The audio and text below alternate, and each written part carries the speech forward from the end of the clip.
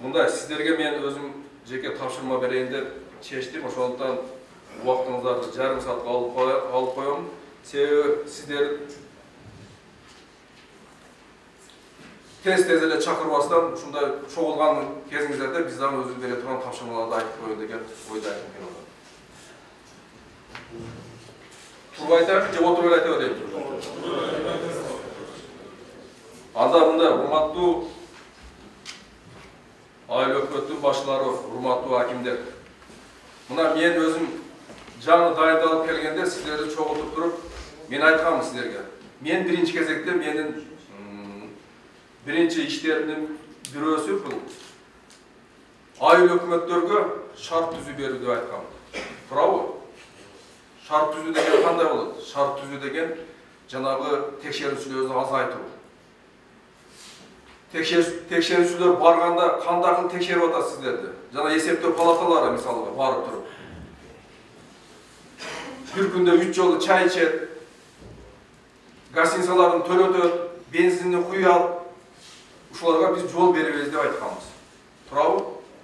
Анан эми ушул боюнча кандай иштер жүрүп атат? Дагы эле ошондой кайталанып атабы же жокпу? Мына жакында ушул эсептөө палатасынын Ош облусуна жаңы жетекчиси келди. Мен кабыл алдым. Мен ал киши менен сүйлөшүп туруп, ушул нерселерди жок кыласыңар деп ал кишиге тапшырма бердим. Ал киши дагы туура түшүнүп кетти, анан туура айтасыздар деп, биздин милдетибиз башка депчи. Ошондуктан эгерде ошондой кылып силерди дагы кыйнай турган болсо, түздөн түз келгиле. Кайрылгыла. Эсептөө эле палатасы эмес. Прокуратура болобу, же башка текшерүүчүлөр болобу? Шуда текшеретін органдар болса, сілерді қинап, қорқытып, ақша талап қылып, же болса, мұнда ішті қозға берем, мұнша қаматы берем деп қорқытатылар. Қиын алыстың алдыдатшы. Ошоға ешқандай жол бербестен түз эле келип мага кайрылгыла. Жардам беребиз. А бирок ошол үчүн силер өзүңөр таза болушуңар керек да. Мыйзамсыз ишти жасабагыла. Ана мен муну айтып аткан себеп, мына өзүңүздөр билесиңер мынакей. Мен бардык райондорго барып, сиздер менен жолугушуп келдим, туурабы? Мен башында айтканмын, барган жерде мен чай ичпейм. Ошондой эле болуп атат мынакей. Чай ичпей эле келип атабыз. И чайды силер башка келгендерге да мен куйбагыла деп тапшырма бергем силергечи. Же акимдер тараптан барып силерди кыйнап атабы? Мына конок келди, же булар келди, да чай уюштуруп койсо болот. Жок, а? Же мен орун басарларым барганда силер чай кылып берип атасыңар, кой союп атасыңар. Ай, токтоткула андай иштердичи. Биз ошого кеткен акча каражатты бардык ошол айылда жашаган элдерге иштетели. Чайга эмес да.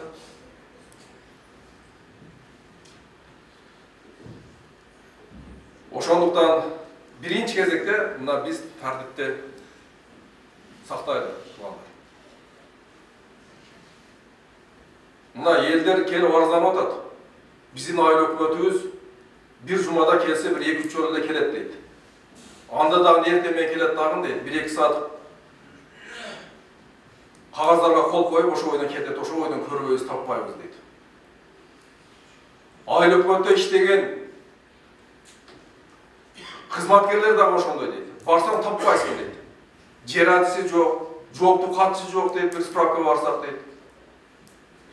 Ошондуктан келгиле, биз сүйлөшүп алайлы. Мен сиздерге жакшынакай шарт түзүп, сиздер менен жакшы сүйлөшүп, сиздерди колдойт деп ушундай иштерге чакырып атам. А бирок силер тоготпостон жанагындай кыла турган болсоңор, анда бардыңар ким ушундай мыйзамдарды бузуп, жумушка келбей, элге кызмат кылбай турган айыл өкмөттөрү менен биз коштошобуз. Мурда айылдык кеңештин депутаттары силерди шайлайт эле, кетирет эле. Азыр андай болбой калды, билип калдыңар, туурабы? Ошондуктан келгиле, элге кызмат кылабыз деп шайландыңар ошол жердечи. Кызмат кылып көрсөткүлө. Эгерде жок, колуңардан келбейби, иштебейбиз десеңер, анда бошотуп бериле ордуңардычы, өзүңөр элечи. Мен колумдан келбейт экен, мен иштей албайт экенмин деп элечи. Ana bir-birimizге жаман көрүнүп, силерди биз барып текшерген учурда жумуш ордуңардан таппайбыз силерди. Кыйналбайлы да. Азыр манаке мени көргөндө эле айыл өкмөтүңдү таптыңбы деп мага суроо берип атат. Өткөндө Сараколот айыл өкмөтүнө барып ошол жерден текшердик эле, ошону чыгарып берген экен. Айыл өкмөтүңдү таптыңбы деп бүгүнкү чейин звонок кылып айтышат мамчы. Ошондо элге шылдың болбой тургандар. Келге. Өз милдетибизди так аткарайлы. Болуп силер ондан башка ишчилерди эч ким башка жака мисалы мыйзамсыз жака биз силерди түртпөй жатабыз да мисалы туурабы? Же болсо чакырып алып туруп, мына менин тууганым болот, мына жумушка коесуң деп бирөө жарымга айттык мисалы. Же мына мектептин директорун коесуң деп.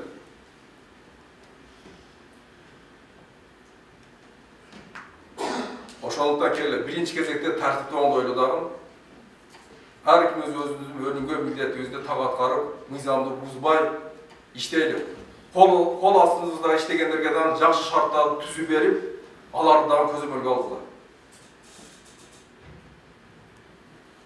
Экинчи, мына министрлер кабинетинен президенттин Садыр Нуркожоевичтин берген тапшырмалары бар. Ошолорду так аткарайлы. Ошолордун бири мисалга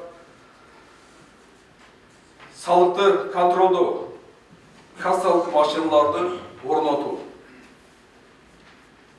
Азыр эми бийлик тараптан элге жакшы шарттар түзүп берип атат.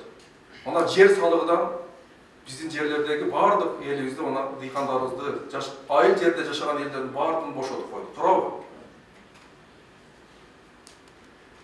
1 жылдык 8 миллион сомдук обороту бар ишкерлерди дагы бир тиын салык төлөбөсүңөр деп алардан бошотуп койду. Бирок талабы эле ошол жанагы ишкерлер мисалы күндө эчтеке төлөбөсүн, бирок жанагы контролдук кассалык машина алып туруп, ошону иштетсин эле деп атат. Биз ушуларды жакшы элге жеткизели. Азыр элге барсаң эле айтат да, бийлик бизге эмне кылып берди депчи. Ошондукенде ушундай суроолордун баардыгын жабыш үчүн ушул маселелерди айтып атасыздарчы. Бийлик кандай шарт түзүп берип атканынчы. Мындай шарттар болгон эмес, туурабы? Бул силерге дагы жеңилдик болуп атат, мисалга мынакей.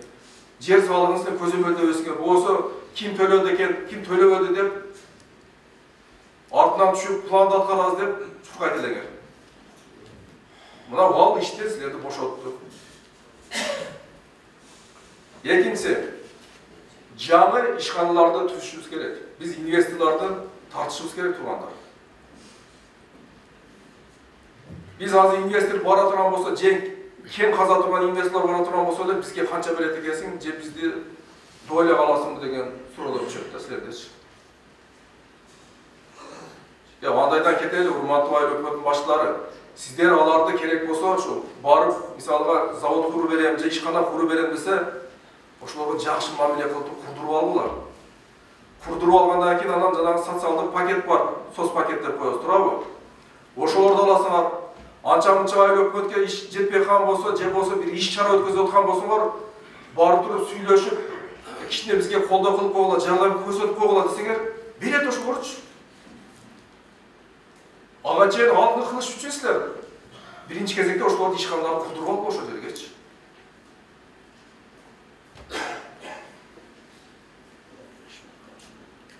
Эгерде ошол жим бир ишкана ачыла турган болсо, демек ошол жерге эмне болот? Жумуш орду пайда болот. Ошол айылыбызда жашаган элдерге дагы биз жумуш менен камсыз кылып беребиз ошондойчу. Мен айтып коеюн мынакей. Мен өткөндө өзгөнгө ушул акимден суранып тапшырма бердим эле. Дөңбулак деген айыл өкмөт бар. Барбы? Сиз жетексиз. Мана сизге ушул бир ишкер бар деле ошол өзгөндө келечи. 2 миллион долларлык таш иштете турган завод курам деди да. Анан барып сураганы дагы бир дарыяны суу жеп кеткен жерди сураган экен. Ошол жерди мага берсеңиз, дамбаны кылып, ошол жерди толтуруп, мен ошол жерге 2 миллион долларга чоң бир завод курайын десе, мына бүгүнкү чейин документин бүтүрбөй булар качып жүрөт, шарт түзүп бербейчи.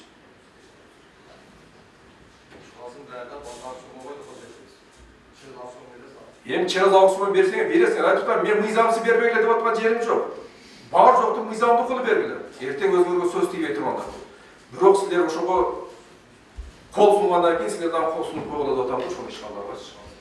Мына силер ошону эрте бүтүргөнүңөрдө, 1-2 ай мурда бүтүргөнүңөрдө, ал баштан ошо ишти чыгарды мына. Артка кетип калат да. Отуруңуздар, буну мен мисал кылып айтып атам. Мындай мисалдар толтур, ар бир айлыкта барсыздар. Ишкерлерди колдоо айтып атам го. Мында завод, фабрика же кичинекей бир чакан ишкана болсодан курдуртуп ала бергиле. Курдуртуп алгандан кийин силерге пайдасы ошондо тиет, айттым го жанагы. Анан өзгөргө да жакшы, мына мен иштеген балда мына заводду курдурдум, мына ишкананы курдурдум, мынча жумуш орду мен камсыз кылдым деп айтканы барга да жакшы менимче.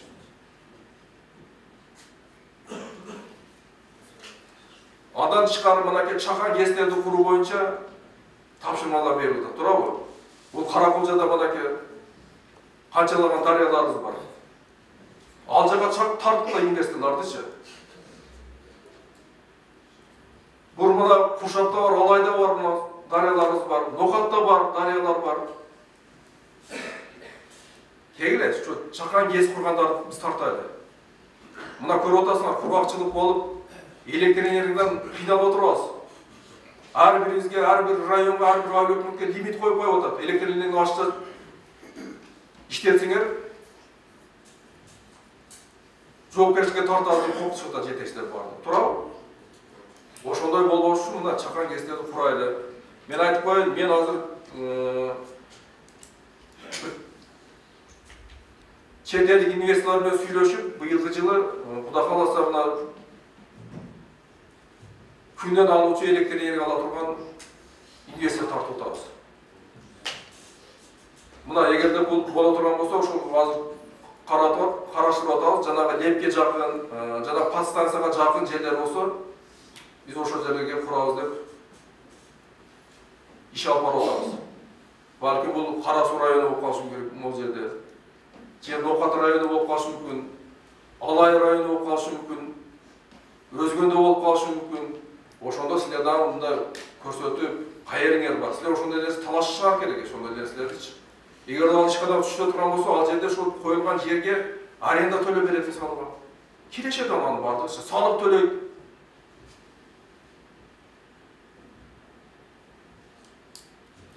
Анан мынакей кен иштетем деген ишкерлер бар, инвесторлорубузча.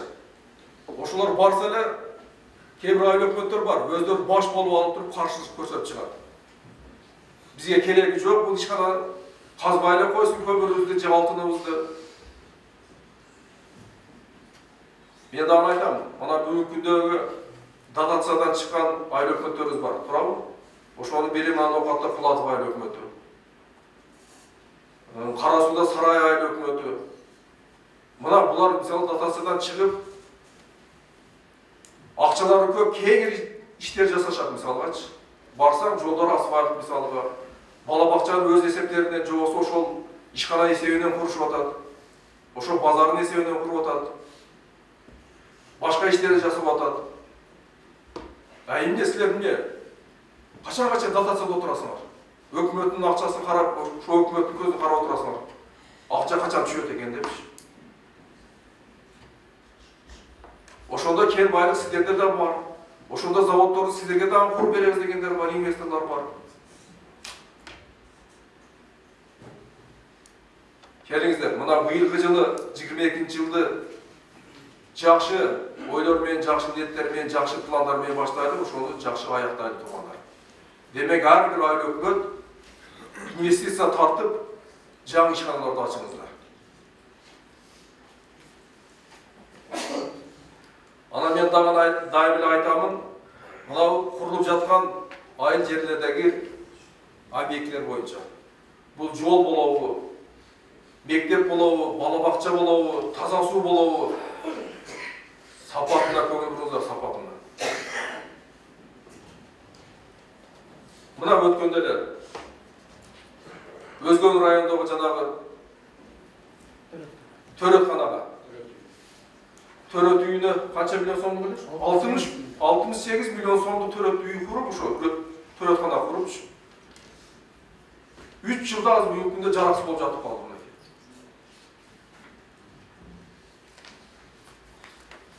Oşo aytam da biz aytып atпаймынбы, biz баягы лента кескенде эле чакырасыздар. Ага жер урматтуу мына акимдер отурат, акимдин орунбасарлары отурасыздар. Сиздер да кызыктар болуп барыңыздарчы өзүңүздөр, отуруп бербечи.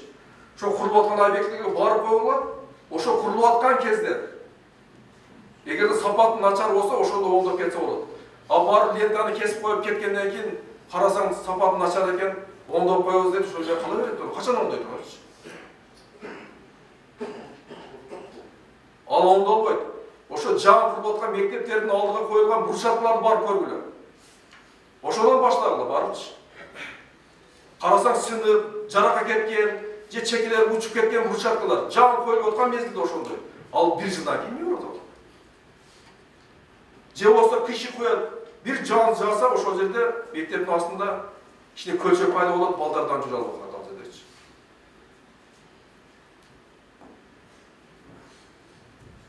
Бул көрүнүш бардыгы жаңы курулуп аткан мектептерде, бала бакчаларда бар тургандар. Ошондон башталат мына өкмөттөр. Барлыгы өзүнүн кызыктары болупчу. Мамлекет бюджетине акча бөлүп ошол мектептерде ошол социалдык объектлерди куруп берип атат. Жакшы текшерип алынат. Ол подрядчиктерге баары бир, олар эптеп бүтүрүп пайдасын таап кетет. Кабыл алып атканда бир койду соят да, силерди чакырып туруп, сыйлайт, ошол менен колду коюп бересиңер, кете берет алар. Андай иштерди токтотойлу. Текшерип кабыл алып аткандарды дагы жакшы текшерип, адам мурда шашырат элек. Мисалга сентябрь айына ачышыбыз керек мектепти деп туруп, эптеп бүтүрүп лентаны кесет элек. Андайга жооп бербегиле. Сентябрда ачылбаса, октябрда ачылсын. Бирок шаштырбай, сапаттуу куруп алып кабыл алдылар. 2 жыл, 3 жыл күтүп тургандан мен 1 ай күтө албай калам ошол жердечи. Ошондон сапатына коюлган терезелерди бар, эшиктерди көргүлө. Жарабаса мындай жарабайт, мындай эшик деп айткыла андачы. Терезелер коюп кетет, кийинки жылы барып ачсаң, же ручкалар сынган болот, же болсо жабылбай кала турган терезелер коюп коюшат.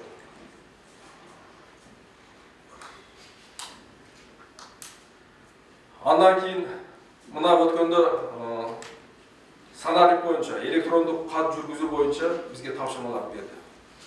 Министрлер кабинети тарабынан. Туурабы? Биз Ош облусу боюнча эң ушул облустардын ичинде артта калган биз экенбиз. Болгону 70%. Биз ушул саналик текшерүү өтүпбүз да. Бунда Инфодокс деген кызматы, сайт, кызматы, Саналик аймак деген.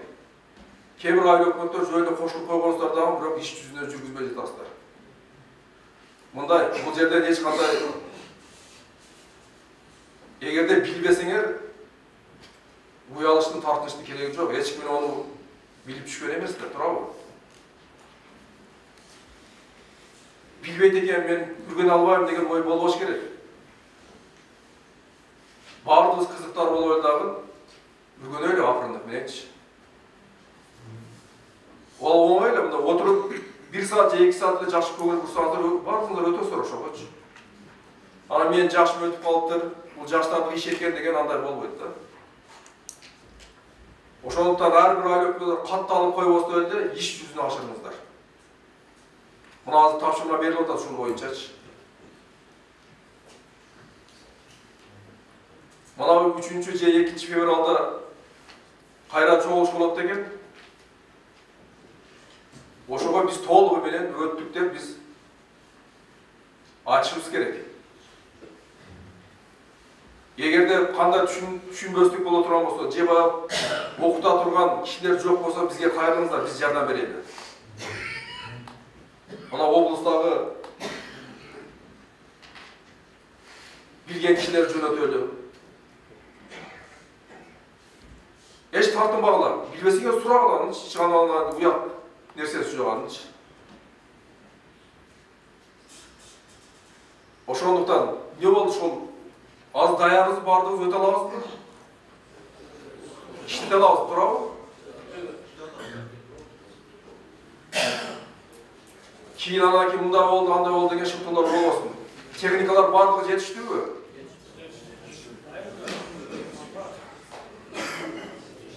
Жетişpegender olsa hakimlerle baylaşıp çeşkile жетпей turgan teknikalarda.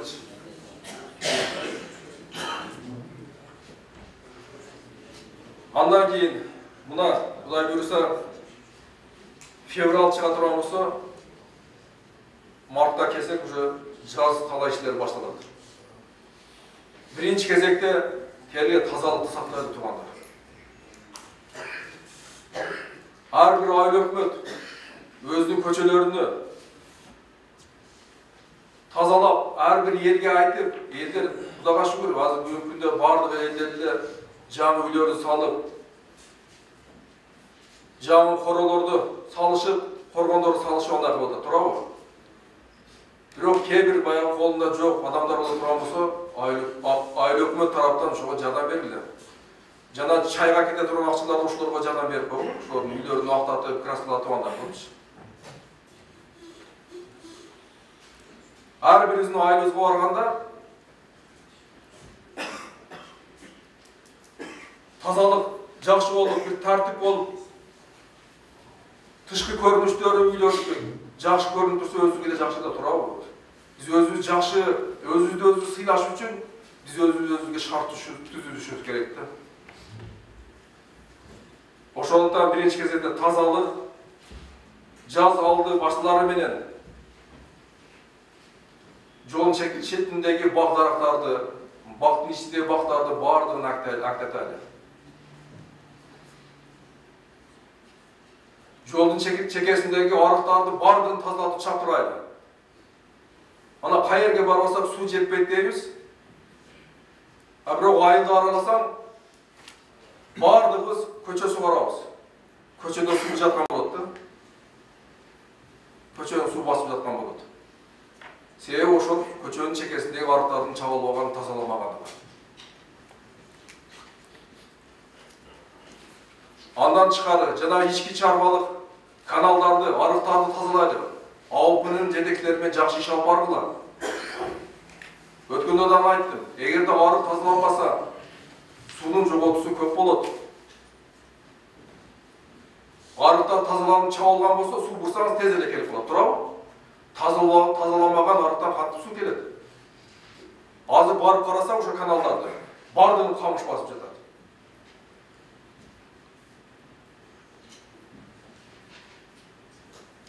Мына мен барганда ошо камыштарды көрүп ойлойм. Арыктын боюнда камыштарды. Демек ал канал же арык тазаламаган да. Ошондуктан камыштар өсүп жатат ал жердечи.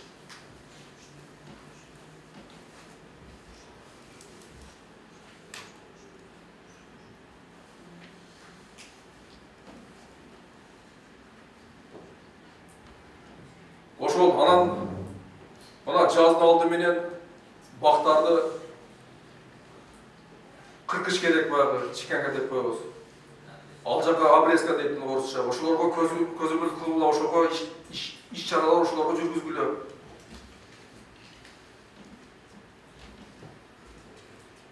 Акимдер, урматтуу акимдер, райондун центриндеги акыбалды калыбына келтирилечи.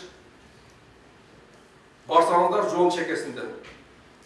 Кээ-бир 1 метр чыгып кеткен тротуарга жака, кээ-бир 2 метр, кээ-бир тротуарга чейин навес кылып куруп алган. Жүрөт адамдар өтө албай калды ал жердечи.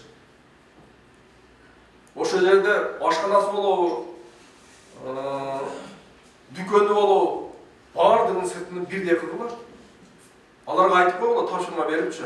Же болсо архитектор, ар бир район архитектор бардыгын эскисин сызып туруп, колуна карматып койсун. Мындай тартипти жасагыла депчи. Өздөрү жасап коет ошонучу. Ар бир айылда болобу, райондун борборунда болобу, сөз түрдө жөө адам баса турган тротуарлар болсун. Ушуга көңүл буруңуздар. Качанга чейин биз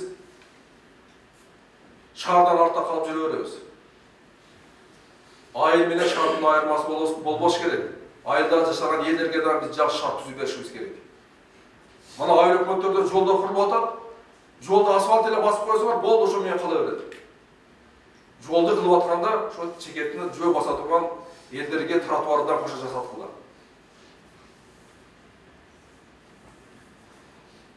Туура барсаңар айылдагы элдер дагы чыгып кеткен жол жакка карапчы. Аларга жакшы түшүндүрүп ишти жасагыла. Айтып, 1 метр, 2 метр чыгып кетсиң. Бул жак кирип ошол 2 метр жерден эмне дарамат аласың деп сурап алат. Эмне пайда табасың 2 метр жерденчи? Же болсо бир 10 боо чөп чыкпаса ал жерден. Эптеле тосуш үчүн тосуп алган. Ошолорду акырындап сүйлөшүп, жылдырып, мыйзам чегинде, жолдун четинде тротуарлар жасайлы. Жана айттым, бала бакча курулуп аткан болсо дагы азыркы заманбап строй материалдар колдонойлу. Жакшы шарт түзүп бере турган бассейн болобу, ойной турган жерлер болобу, азыркы заманга бап ылайык жасатайлы бардыгыбызчы. Биздин дагы айыл жер менен шаардын жашаган элдердин айырмасы болбошубуз керек. Шарты бирдей болуш керек бардык жердечи. Ушуга өтөлү.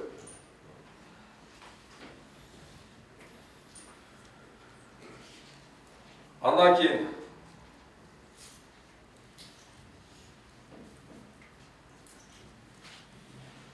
ана жерлер боюнча азыр мынабы мыйзамсыз берилип кеткен жерлерди азыр мыйзамдаштырып атабыз, туурабы? Ушуга этият болуңуздар. Азыр кээ бир жерлерде, кээ бир айыл өкмөттөрдө ушул дагы токтомдорду, жаңы токтомдорду жасап туруп, мурда печаттар бар ошо мен билбейм. Киргизип атат экенсиңер, андага жол бербегиле. Эртең жооп берип каласыңар. Анан мурдагы ушул мыйзамсыз берилген жерлерди азыр мыйзамдаштырып коебуз, мындан кийин мыйзам бузганга да жол берилбейт. Анан дагы баягы айыл өкмөттөр кийин дагы ушундай кылып мыйзамдаштырып берет экен деген ой болбосун айтып коет. Мен таң калдым чындыгындачы, мен мынтип ойлодум эле башында. Айрыкча мына Кара Суу районунда, Ноокат районунда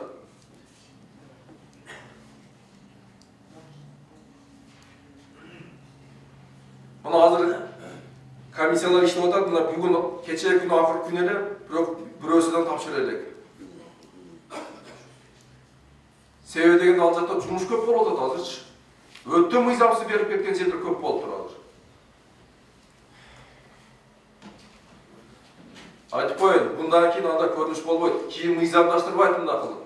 Эгерде кимиңер мыйзам буза турган болсоңор, анда жоопкерчиликке тартыласыңар. Şu yer maselesi boyunca abayлагач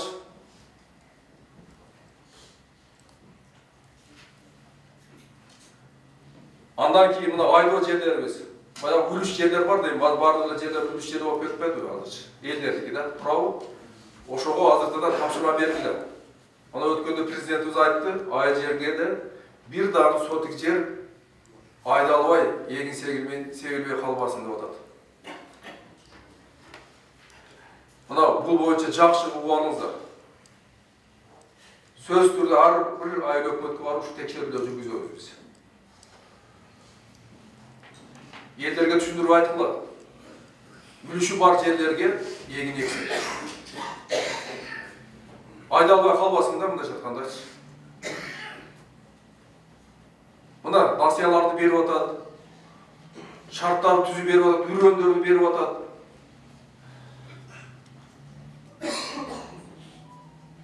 Ошондуктан дагы айтамын, ушу бир дагы сотик жер калбасын айдалбай. Андан кийин мына биз Ош облус боюнча өкүлчүлүккө аябай арыздангандар көп келип атат да. Ар бир райондон эле келип атат. Кече Акылбек Сүмбековичтан айтты коллегалар, көрдүңөр да? Жогору жакка президентке дагы Ош облусунан көп кайрылыптыр. Ошолорду жерине чече турган сиздер.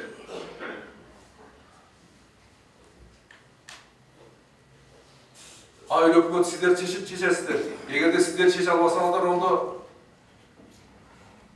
Акимдер сіздер жардам бересіздер, шешкілер.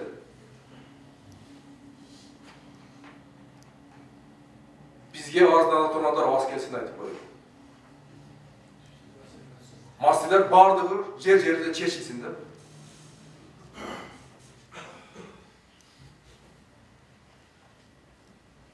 Болған мәселемен келеді. Сол айлы өкметі шешіп қойып тұрған мәселемен келіп жақашы.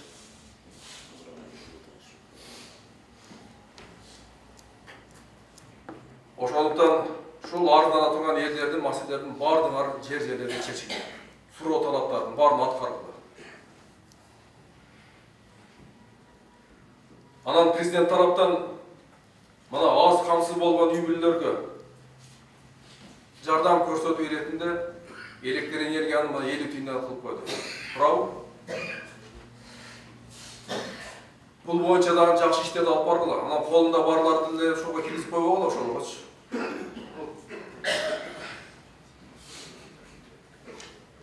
Бул боюнча айыл өкмөттөр иштеңиздер, караңыздар.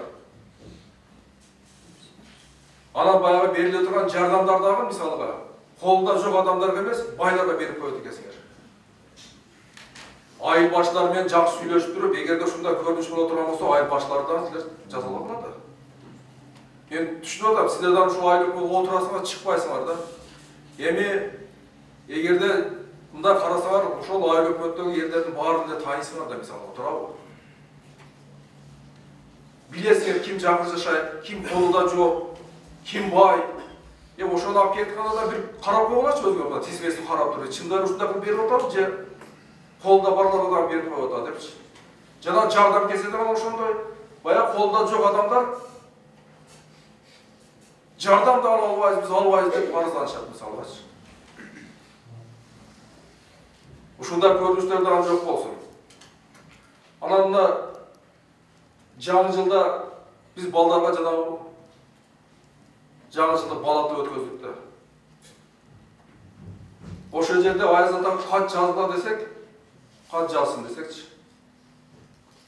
Аяз атага кат жазып атат. Бул Кара Суу районунда, анан Чоңалай районунда болду да. Bir kız kат жазыптыр. Аяз ата, şu жаңы жылга мага бир üstüme kiyetime bir kurtka alıp berseniz. Аны мен өзüm киемин. Анан кийин менен кичинекей үйкөм бар. Анан кийин ошол үйкөмө дагы мен беремин. Ошо экөөбүз кийели, биз кышта ушундай курткабыз жок калды депчи. Ошондо Чоңалайдан дагы бир кат келди да мындай. Мындай көрүп эми мындай тура албайсың да, мен чынын айткандачы. Кандай болушу? Ошолорду кантип айыл өкмөттөр билбесиңер ошондойлордучу. Демек эл менен силер аралашпайсыңар да. Элдердин баары көйгөйүнү билбейсиңер. Ошондой үй-бүлөлөргө айыл өкмөт өзүңөр да берип койбойсуңар ошол нерселердичи.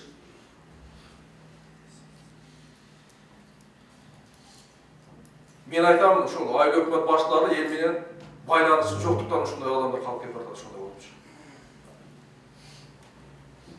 Кегиле туугандар, айттым го, мурда биз башкача иштесек, азыр башка жол менен иштейли, азыр башка багыт менен иштейли.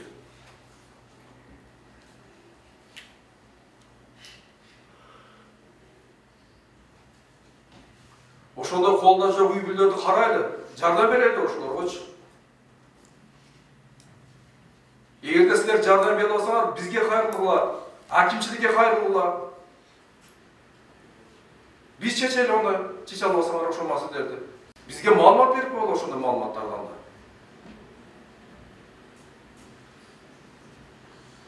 Бул жакшы көрүнүш эмес. Биз жүрөбүз аз кычырап, кээ бир айыл өкмөттөрдү жиптерде жүрөсүңөр. Элиңер болсо жанагыдай жакырсыз жашап атат.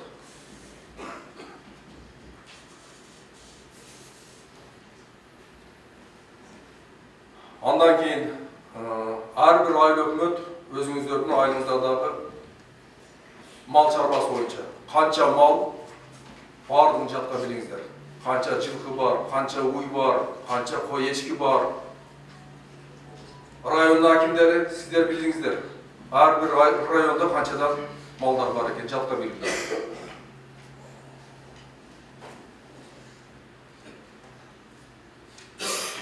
Ana buna identifikatsiya baştalgan, bilesіңер de, turabı? Mana boda mallar bardığı толығымен identifikatsiyadan ötüp бүткен. Жылына эле баягы жаңы туылған торпоктор жылына басылып турат. А жылкы мынакей биздин Ош областы боюнча 101 000 жылкынын башы бола турган болсо, ошонун болгону 16 000 эле чип басылып.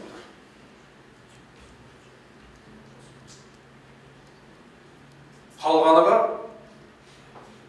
басылып атыр. Ошондуктан мына айыл өкмөт сиздерге ошону топтоп берип, азыр мына кыш мезгилинде жылкылар баардыгы айылга түшкөн мезгил азыр. Королордо турат азыр.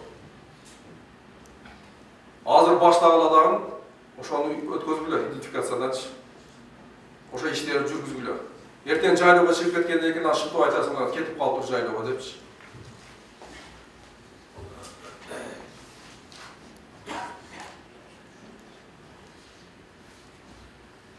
Анан идентификацияны өткөзүп койгондон кийин эле болду, эми каттап койдук дебестен жанагы жүргүзгүлө, компьютерге киргизгиле. Баягы сатылганы бар, союлганы бар, аларды чыгарышыбыз керек. Же болсо жанагыдай вакцинациялап, ол вакцинацияланса, сөзсүз түрдө аны киргизиш керек, мисалы, турабы? Ушуларда көзөмөлдө келе ушулардычы. Анан болду, идентификация кылып эле айда бербестен болду деп койбостор. Каттагыла сатып бергени болот. Soyulganı болот, оларды чыгарыш керек анда.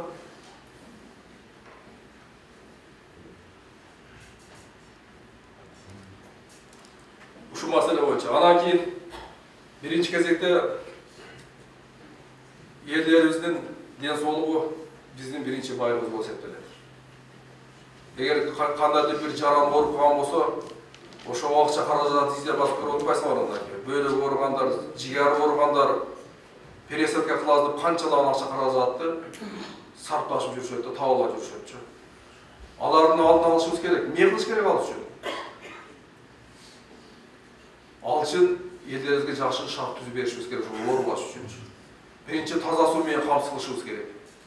Жана айттыбы, таза суу курулуп атса, ошо көзөмөл жүргүзүлө сапатыгачы.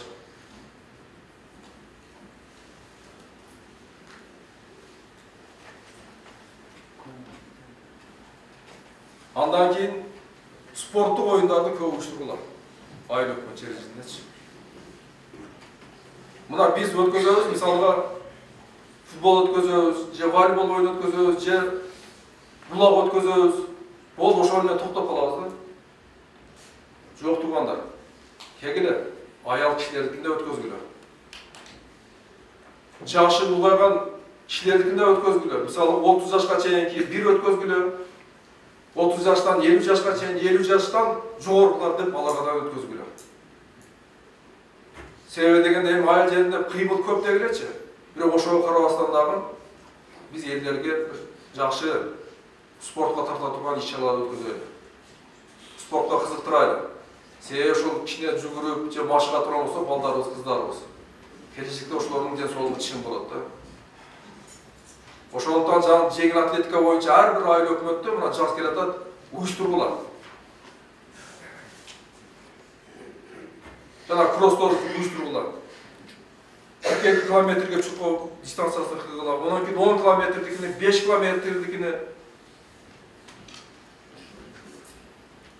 100 метр, 1000 метр кылып, ушулар уюштура берет. Эмнеси бар экен мисалы. Ошонсо элдерибиздин тартылышы ошол кызыгып, ден соолугу чыңдоо максатында болчу. Анан ынтымакка чакыруу маселеси болду. Достошуу маселеси. Бунун баардыгы ушул спорт бириктирет ошолчу.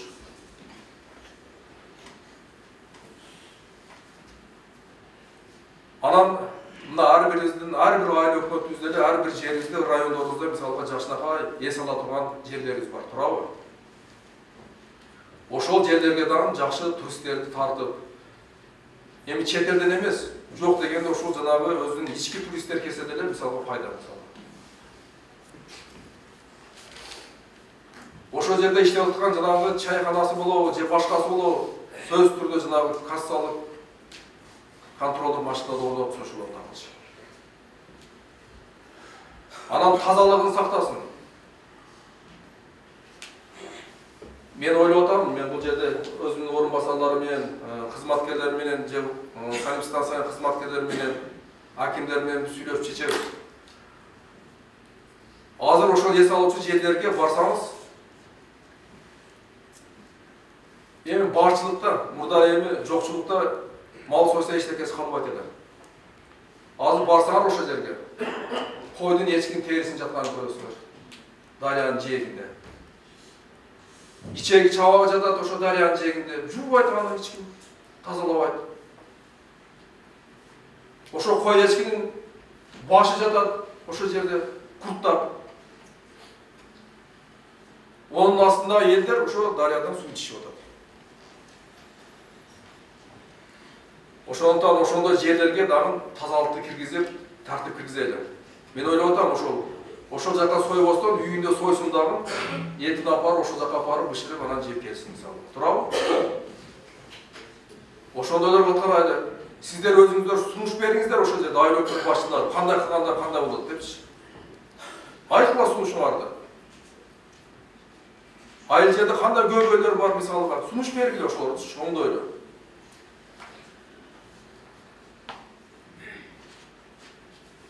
Ошондуктан жана эс алуучу жерлерге дагы жакшы тартип кылып, эгерде сөөрү кылып, чайкана кыла турган болсо, сапатыга көңүл бургула, жакшынакай кылсын, жакшы төшөктөрүн салсын, жакшы килемдерин жамаласын ошолордучу. Келген элге дагы эс алып кете турган бир жакшы шарттар түзүп берсиндер. Ана баягыдай эле эптемей кылып эле бар өзүн пиширип жегиндей кылып эле эки ташты коюп алып, казан асыла турган нерселер токтойлу. Жакшы эс ала турган элдерге дагы жакшы шарттарды түзүп берели. Ошол жакта тазалыгын сактасындар. Айтып коеюн, мына Арис тарабынан азыр бүткүл дүйнөлүк банктан кара шорого $500,000 каралган, нокатка кара койго каралган, анан апшыратага каралган. Ошого сунуш бериңиздер. Ал ошол жерге жана ажатканаларды, тараканаларды салуу боюнча да кандай сунуш бере аласыздар ошол жерге? Мына силерге эле керек нерсе да. Эртең туристтер келе турган болсо дагы мисалга таштын аркасына өтүп, же башка бир эртең куруп койгон дарыканаларда отурганга отура албайсыздар. Четтен келген туристтер шыдабайсыздар такачы. Ошого сунуштарды бергиле, кандай кылабыз ошол жерде? Каерге курабыз?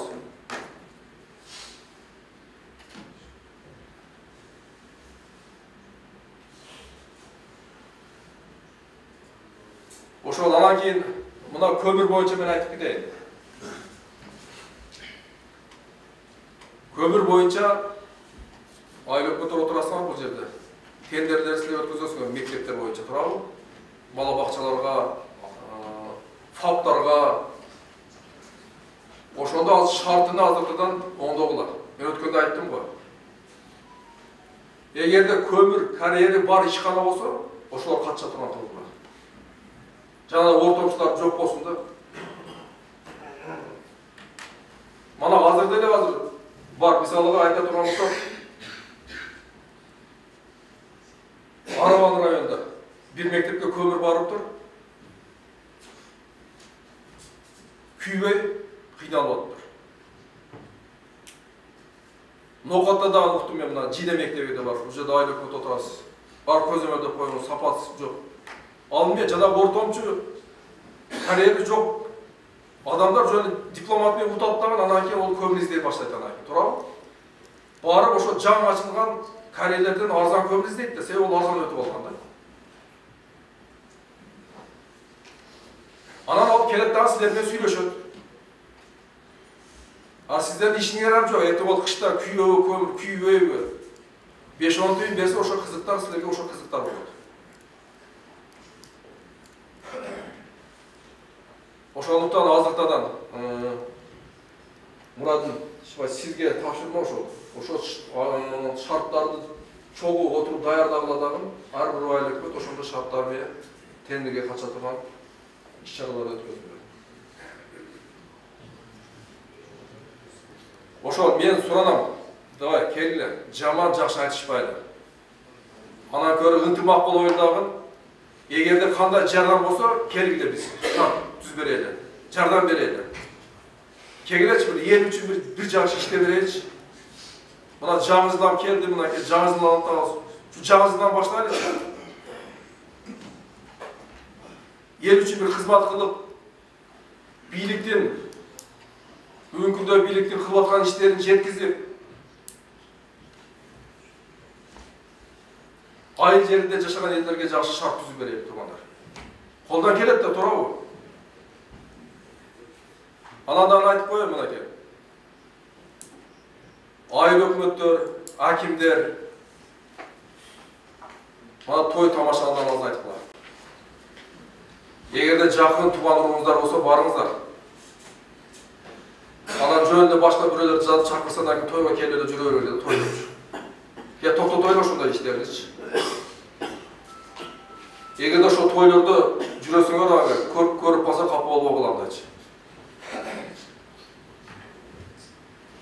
Эми жакын туугандар болсо, анда сөз жок, эми барыш керек. Өзүңөрдүн тоюңар боло турган болсо, анда кылыш керек.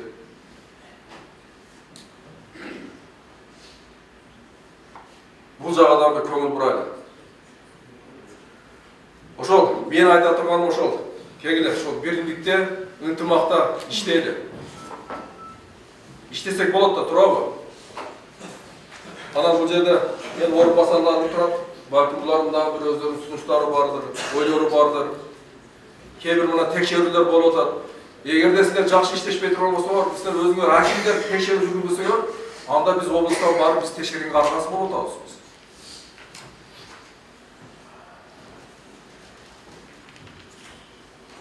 Анда Дарья Турагазы сөз сизде. Урматтуу коллегалар, текшерүүлөрдүн жүрүшү боюнча сиздин тапшырганыңыз менен биз кече Карабал айыл өкмөтүндө өзүнүн районуна биринчи акимдин биринчи орун басары бардык жетекчилер менен бар Карабал айыл өкмөтү бар. Кечеги маселелер боюнча жыйынтыгы эмне болду? Буларда факт фельдшер акушер бул 1 гектар 73 соту жери менен болгон. Буларда Ырсалиев дегендер бар экен. Ошолор ошол жерде хан, ошолор би, каалаган жеринин бардыгын алат, каалаган объектисин бардыгын өздөрүнүн оформить этип алган бүт бардыгы. 1 гектар 73 соту жерди 15 сотусу менен ФАПка калтырып дагы 2009-жылы токтом чыгарган ошол менен госрегистр бар 15 соту деп ФАПка кызыл китеп берип койгон. Эмес, гос актысы. Калгандардын бардыгы болсо 65 сотудан, 50 сотудан, 18 сотудан өздөрүнө бөлүп алган да 3 адам. Эч кандай мыйзамсыз кагаз эчтекеси жок. Бирок айыл өкмөттөрүбүз коркуп жүрөт. Баягы токтомду көрсөтүп, не десе токтом турат, буйрук турат, ал турат, бул турат. Бирөөнүн ошол убакта акимдин колу жүрөт, кагазында. Ал буйрук чыгарып атат, болгон ошол жерге акт түзүп, комиссия түзүп барып карап бериңер десе, тиги киши ошо акты менен коркутат экен. Мына акты менен акимдин буйругу турбайбы акт бериңер. Тиги акт деп текшериңер депчи. Ушундайларды коркпой жүрүппөй эле айыл өкмөттөр мыйзамдарды көтөрүп карап чыгып, сиздердин укук ченем кайсы жерге чейин келет, кайсы жерге чейин күчүңүздөр келет, артка алыш керек кайра. 26 соту менен бала бакчасынын имаратын алып дагы 5 жылдык келишим менен алган, кийин аны ар бир жылга узартып бере берген да, кайра эле узартып келген айыл өкмөт узартып бере берген. Ошодон коркуп отурушат, эмне кылар? Айыл өкмөттүн деңгээлинде баня турат, өздөрү арис менен салган, элдин да кошумча салымы болгон, баня айыл өкмөткө 1 тиын акча төлбөйт бүгүн. Тиги ээси иштетип 100 сомдон алат экен, ал чөнтөгүн алып айыл өкмөткө 1 тиын акча түшпөйт. Ошого деле коркуп айыл өкмөттөр эмеге бара албайт. Айрыкча госрегистрларда кече прокуратура кызматкерлери, архитектуранын башчысынын бардыгы чыгып, ошол боюнча эмне маселе болду? Кечеги эме боюнча жыйынтыгы эмне болду? Кечеги факт боюнча 65 соттукты өзү өткөрүп бере турган болуп, өткөрүп берди. Өзүнүн каалоосу менен. Өз каалоосу менен өткөрүп берди. Калгандарыны ошо сүйлөшүүлөр жүрдү, да биринчи күнү чечилди. Айыл өкмөттүн орун басары бар экен, Ырсалиев Оразалы. Оразалы деген. Акимдин биринчи орун басарына да тапшырма берилди, кече бул кишиге дагы. Кызматтан четтетүү боюнча. Азыр ошол жанагы иштердин баардыгын бүткөнгө чейин убактылуу кызматынан четтетип, ошол иштердин жыйынтыгы чыккандан кийин толугу менен кызматынан кетирүү боюнча. Бул айыл өкмөттүн колундагы эле нерсе, акимчиликтин колундагы нерсе. Корко турган, үркө турган мурдагыдай эч нерсе жок. Ушул маселеде буюмна протокол жазып атат, как раз ушул айыл өкмөттөрдүн орун басарын, тиги айыл өкмөттүн орун басарын жерлерди кайтаруу боюнча ушуну киргизип койсок.